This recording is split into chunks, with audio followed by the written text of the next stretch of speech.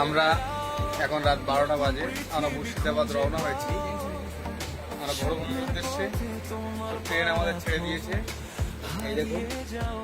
তো এখানে আমাদের সাথে আছে তহিদ মন্ডল, তোয়া সিদ্দিক আছে, এখানে ফারাত আছে, হাবিব, আলিম, ইসমাইল।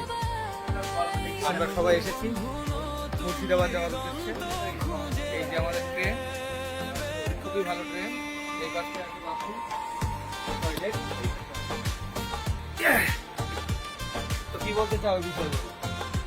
ভালো লাগছে, মজা করবো, আনন্দ করবো, সবাই দোয়া করবো। তো আমাদের ট্রেনটা ছেড়ে দিয়েছে এক্ষুনি।